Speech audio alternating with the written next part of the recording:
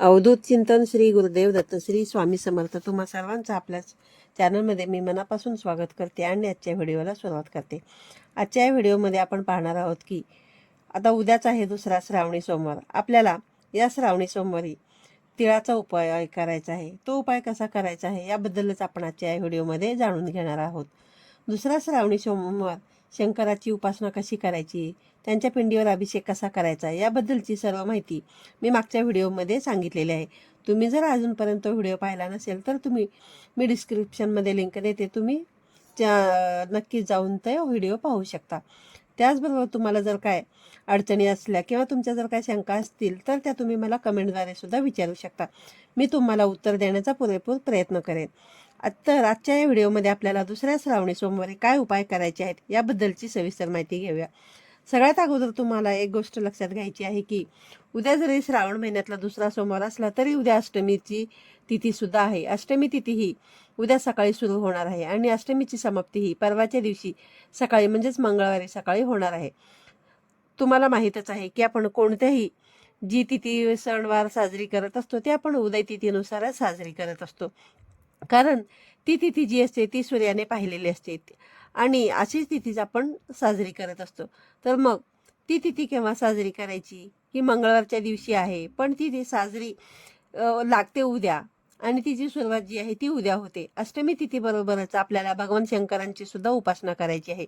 अष्टमीच्या दिवशी आपण माता लक्ष्मीची सुद्धा उपासना करत असतो, आपल्या कुळदेवतेची सेवा करत असतो. आपल्याला दुसऱ्या श्रावणी सोमवारी शिवमूठ जी आहे ती तीळ आहे, तिचा जो उपाय करायचा आहे त्याबद्दलच आपण आजच्या या व्हिडिओमध्ये पाहणार आहोत. तुम्हाला माहीतच आहे की पहिल्या श्रावणी सोमवारी शिवामूठ व्हायची होती ते होते तांदूळ आणि उद्या शिवामूठ व्हायची आहे ते म्हणजे तीळ. बऱ्याच जणांना हा प्रश्न पडला असेल की आता तीळ जे आहेत ते आपण शिवामूठ वाहताना कोणते तीळ वापरायचे, पांढरे तीळ वापरायचे की काळे तीळ वापरायचे. तर शिवामूठ वाहण्यासाठी आपल्याला या ठिकाणी पांढऱ्या तिळाचाच वापर करायचा आहे, कारण काळे तीळ जे आहेत ते आपण भगवान श्री हरी विष्णूंना समर्पित असतात. म्हणजेच ज्यावेळेस आपण पितरांची सेवा वगैरे करत असतो त्यावेळेसच आपण काळ्या तिळांचा वापर जो आहे तो करत असतो आणि आपण देवांची सेवा वगैरे करत असतो त्यावेळेस आपल्याला पांढऱ्या तिळांचा वापर या ठिकाणी करायचा आहे. याचा अर्थ असा होत नाही की भगवान शंकरांना काळे तीळ आपण अर्पण करत नाही, असं नाही. भगवान शिवशंकरांना पण आपण काळे तीळ जे आहे ते अर्पण करत असतो, पण ते कधी, ज्यावेळेस आपण पितृदोष असेल आणि त्याच्यापासून आपल्याला मुक्तता हवी असेल त्यावेळेस आपण पितृदोषापासून मुक्ती मिळवण्यासाठी त्या काळामध्ये जे काही आपण सेवा वगैरे करतो त्यावेळेस आपण काळे तीळ नक्कीच अर्पण करू शकतो. पण श्रावणी सोमवारची जी शिवामूठ आहे ती शिवामूठ आपल्याला पांढऱ्या तिळाचीच अर्पण करायची आहे. तर तुम्हाला शिवामूठ वाहताना कोणते तिळ अर्पण करायचे आहेत हे आता समजलेच असेल. पांढऱ्या तिळाची शिवामूठ भगवान शंकरांना आपण अर्पण करणार आहोत आणि ही अर्पण केल्यानंतर काही उपाय आपल्याला करायचे आहेत जे लक्ष्मी प्राप्तीसाठी अत्यंत प्रभावी असे उपाय आहेत. दरवर्षी आपल्याला हे उपाय करायचे असतात आणि बऱ्याच जणांनी हा उपाय केलेला सुद्धा असेल आणि त्याचा त्यांना चांगला अनुभव सुद्धा आलेला असेल. कुठलीही सेवा बघा, तुम्ही अगदी जर श्रद्धेने करत असाल तर त्याचे अनुभव जे आहेत ते तुम्हाला आल्याशिवाय राहणार नाहीत. शेवटी किती जरी तुम्ही केलं ना तरी आपली जी श्रद्धा भक्तिभाव जो असतो ना तो महत्त्वाचा आहे. नियम अटींच्या पलीकडे जाऊन तुमचा जर श्रद्धाभाव तितकाच महत्त्वाचा असतो, हे तुम्ही या ठिकाणी जाणून घ्या. बऱ्याच जणांचा प्रश्न असा येईल की आमच्याकडे पितळेचं शिवलिंग आहे तर मग आम्ही पार्थिव शिवलिंग करू शकतो का आणि तसं केलं तर चालेल का, मातीचं शिवलिंग तयार तुम्ही करू शकता का आणि त्याच्यावरती रुद्राभिषेक करू शकतो का. तर तुम्ही एक गोष्ट या ठिकाणी लक्षात ठेवायची की रुद्राभिषेक आपण ज्यावेळेस करतोय ना त्यावेळेस ते जल असते, त्यामुळे ते जल हे जे आहे अमृता समान असतं रुद्राभिषेक केलेलं. त्यामुळे रुद्रपठण असेल असे अनेक मंत्र वगैरे उच्चारून आपण अभिषेक करत असतो. जर तुम्ही मातीचे पार्थिव शिवलिंग तयार करून जर अभिषेक केला तर त्यावेळेस ते आपण ज्यावेळेस प्राशन करतो त्यावेळेस आपल्या शरीरामध्ये ते माती सुद्धा जाण्याची शक्यता आहे, कारण ते पार्थिव शिवलिंग आहे. पार्थिव शिवलिंगाची जी आहे ना तुम्ही उपासना पूजा करू शकता. जर समजा तुमच्याकडे बेलाचे झाड असेल तर त्या बेलाच्या झाडाखाली बसून सुद्धा तुम्ही मातीचे पार्थिव शिवलिंग तयार करून सुद्धा तुम्ही त्याची पूजा उपासना करू शकता. पण ज्यावेळेस तुम्हाला रुद्राभिषेक करायचा असतो ना त्यावेळेस तुम्हाला आपल्या घरातील शिवलिंगच वापरायचं आहे. ही गोष्ट मात्र तुम्हाला या ठिकाणी लक्षात ठेवायची आहे. तर आता तुम्हाला काय करायचं आहे की शिवमूठ वाहण्यासाठी जे तीळ आहेत पांढरे तीळ हे तुम्हाला माहीतच आहे. त्यातले त्या पांढऱ्या तिळातले 21 पांढरे तीळ जे आहेत ना ते तुम्हाला या ठिकाणी घ्यायचे आहेत. ते 21 पांढरे तीळ तुम्हाला आपल्या उजव्या हातामध्ये घ्यायचे आहेत आणि हा जो उपाय आहे तो उपाय तुम्ही सकाळ दुपारी किंवा प्रदोष काळामध्ये जरी केला तरी चालेल. भगवान शंकराच्या सेवेसाठी प्रदोष काळ हा अतिउत्तम मानला जातो. तेव्हा तुम्ही सकाळी अगदी ब्रह्ममुहूर्तावरती उठून जरी हा उपाय केला तरी सुद्धा चालेल, किंवा जर तुम्हाला शक्य होत नसेल तर सकाळी लवकरात लवकर 8:30-9च्या आतमध्ये किंवा मग प्रदोष काळामध्ये केली तरी चालेल. जर तुम्हाला दुपारी करायचं असेल तर ही सेवा जी आहे, हा जो उपाय आहे तो तुम्ही अगदी 12, 12:30, 2, 3 वाजता असं नका करू. जर तुम्हाला करायचंच असेल ना तर तुम्ही दुपारी 4, 4:30 नंतर ही सेवा केली तरी चालेल, किंवा मग जसं मी तुम्हाला म्हटलं तसं सकाळी ब्रह्ममुहूर्तावरती उठून किंवा मग संध्याकाळी प्रदोष काळामध्ये जरी ही सेवा केली तरी सुद्धा चालेल.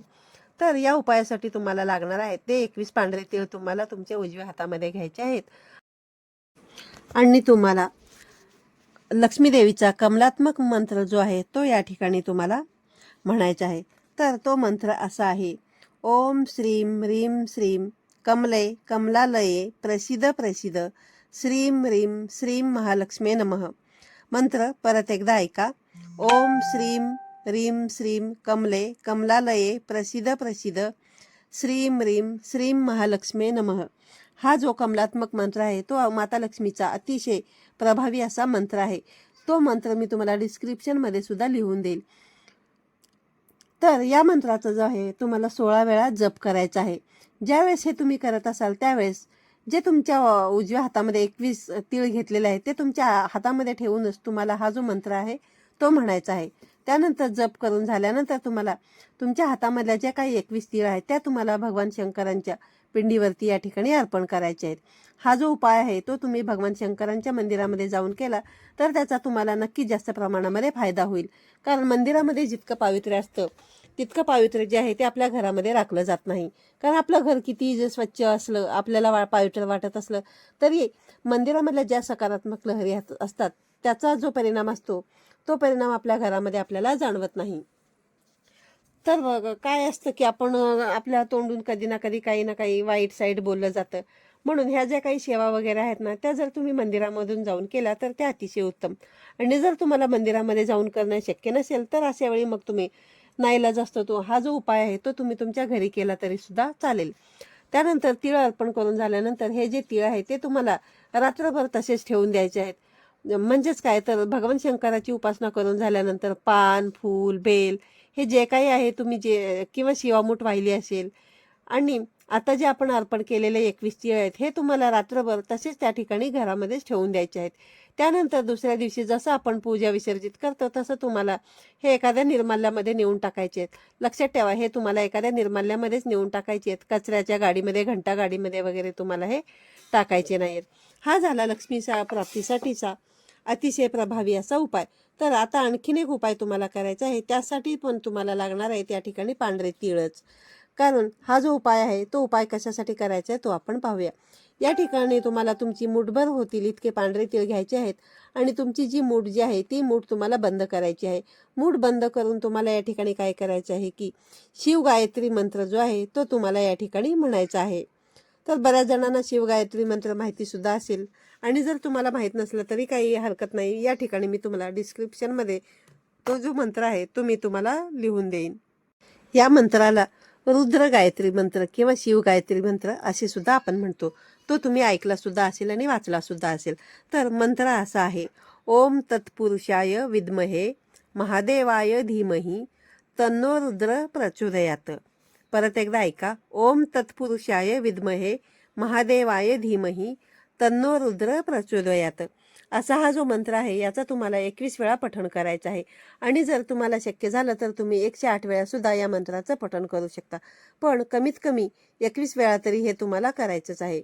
त्यानंतर तुम्हाला शिवगायत्री मंत्र म्हणून झाल्यानंतर हे जे आपल्या हातामध्ये आपण मुठीमध्ये पांढरे तीळ घेतलेले आहेत ते तीळ सुद्धा तुम्हाला या ठिकाणी भगवान शंकरांच्या पिंडीवरती अर्पण करायचे आहे.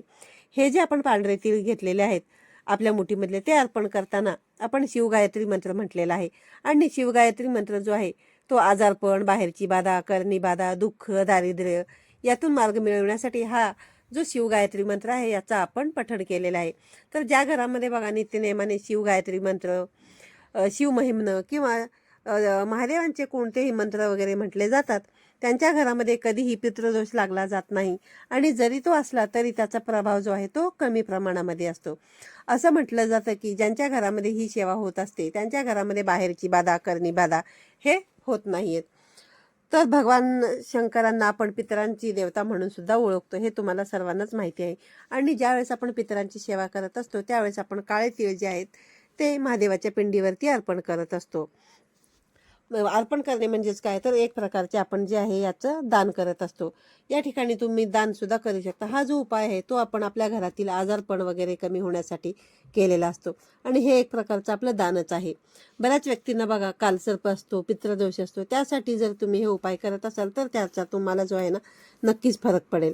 आणि आजच्या ह्या ज्या मी तुम्हाला सेवा सांगितल्या आहेत त्या सेवा तुम्हाला भगवान शंकरांच्या स्मरणात करायच्या आहेत.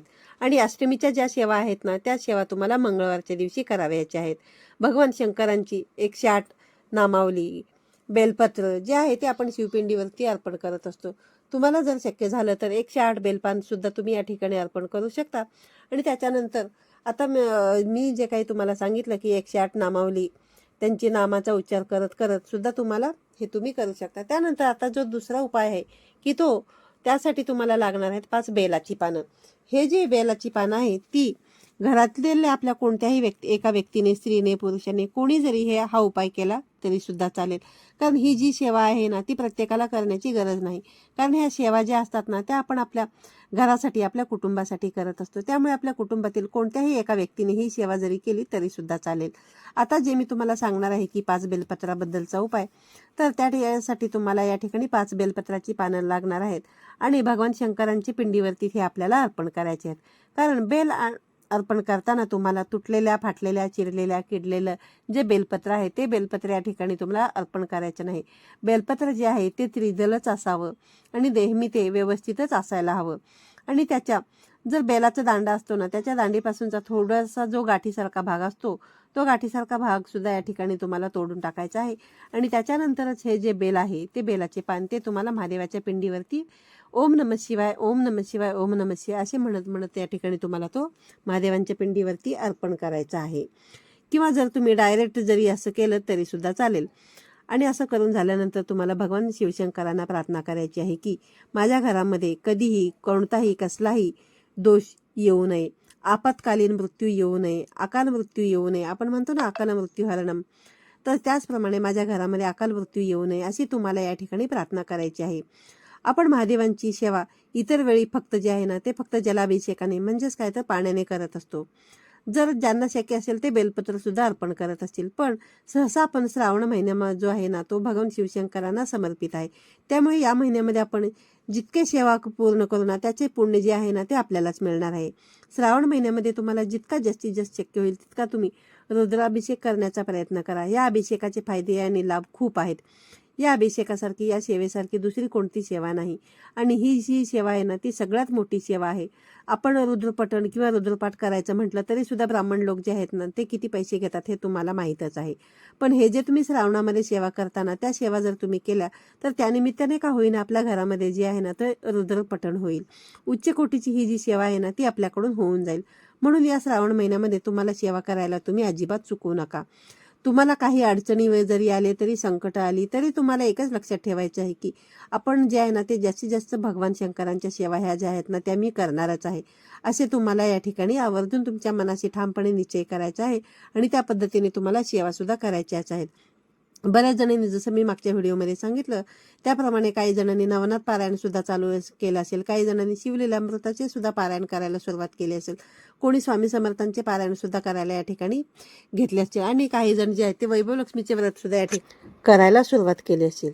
तर आजच्या या व्हिडिओमध्ये तुम्हाला 21 तिळांचा उपाय, त्याचबरोबर आपल्या घरामध्ये अकाल मृत्यू येऊ नये म्हणून करावा याचा उपाय, असे 2-3 उपाय मी तुम्हाला आजच्या या व्हिडिओमध्ये शेअर केलेले आहेत. आजच्या व्हिडिओमधले उपाय तुम्हाला जितके करता येतील तितके उपाय तुम्ही करण्याचा प्रयत्न करा. आणि व्हिडिओमधील माहिती तुम्हाला जर आवडली असेल तर व्हिडिओला लाईक करा, चॅनलला सबस्क्राईब करा, त्याचबरोबर बेल आयकॉनला सुद्धा प्रेस करा, जेणेकरून यापुढे मी जे काही नवीन नवीन व्हिडिओ पोस्ट करेन त्याचे सर्वात अगोदर नोटिफिकेशन तुम्हाला येईल आणि तुमचा एकही व्हिडिओ मिस होणार नाही. तर पुन्हा भेटूया अशाच एका नवीन आणि माहितीपूर्ण व्हिडिओमध्ये. तोपर्यंत सर्वांना श्री स्वामी समर्थ.